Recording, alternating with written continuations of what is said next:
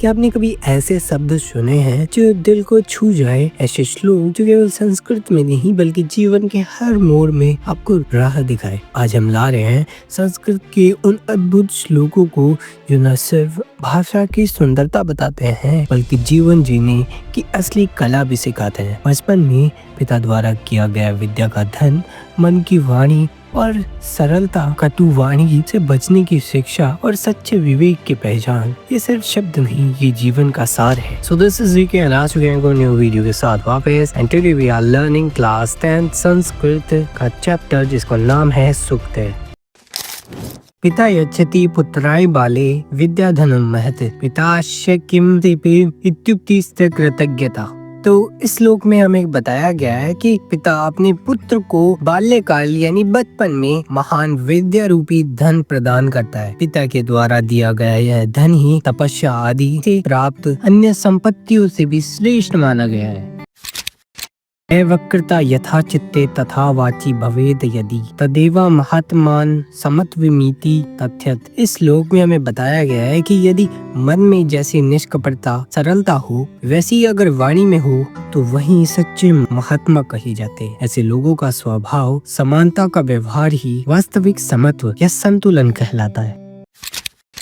त्यक्त्वा धर्म प्रदाम वाचाम परुषाम यो अभ्युदीर्ये परित्यज्यम फलम पापम पुंगते अपि पक्वम विमूढ़धि। इस श्लोक में हमें बताया गया है कि जो व्यक्ति धर्मयुक्त वाणी को छोड़कर कटु एवं कठोर वाणी बोलता है वह बिना सोचे समझे पाप का फल भोगता है, जैसे कोई कच्चा फल खा ले। विद्वांस एव लोकेस्मिन् चतुष्प्रभुत प्रकृतिर्ता अन्य वादने ये तु ते चतुष्णा मुनि मते। इस श्लोक में हमें बताया गया है कि इस संसार में 4 प्रकार के विद्वानों की प्रतिष्ठा होती है, जो दूसरों की बातें सुनते हैं, जो समझते हैं, कहते हैं और आचरण में लाते हैं, वहीं दुनिया की दृष्टि में विद्वान माने जाते हैं। यत् प्रोक्तम येन कदापि तस्य तत्वार्थ निर्णय कर्तुं शक्य भवेदेन स विवेकः इति रीतः। इस श्लोक में हमें बताया गया है कि कोई भी बात किसी के द्वारा कही गई हो, यदि कोई व्यक्ति उसका सही अर्थ और सत्य निर्णय कर सके तो वही विवेक या विचारशील कहलाता है। वाक्पटुत्वे धैर्यवान मंत्री सभायामप्यकांत्र स केनापि प्रकारेण परेण परिभूयते। इस श्लोक में हमें बताया गया है कि जो मंत्री वाणी में निपुण, धैर्यशील और सभा में निर्भीक हो उसे कोई भी व्यक्ति किसी भी प्रकार से परास्त नहीं कर सकता है।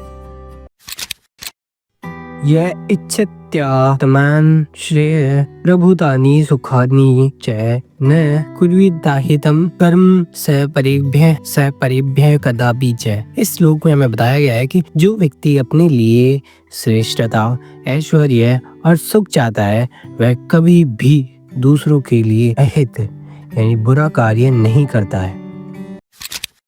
आचार्य प्रथम धर्म इत्येतद् विदुषा वचः तस्मात् रक्षेत सदाचारम प्राणिभ्यो अपि विशेषतः। इस श्लोक में हमें बताया गया है कि विद्वानों का मत है कि आचरण यानी अच्छा व्यवहार ही पहला धर्म है, इसलिए व्यक्ति को अपनी प्राणों से बढ़कर भी सदाचार की रक्षा करनी चाहिए। सो चैप्टर हो चुका है कंप्लीट एंड नेक्स्ट चैप्टर कौन सा कवर करें ये कमेंट सेक्शन में ज़रूर बताना। और अभी तक लाइक एंड सब्सक्राइब नहीं किया है तो कर दो यार, क्योंकि बहुत ज़्यादा मेहनत लगी है वीडियो बनाने में। और मैं मिलता हूँ इसी टाइप के न्यू इंटरेस्टिंग वीडियोज़ के साथ वापस, तब तक के लिए गुड बाय।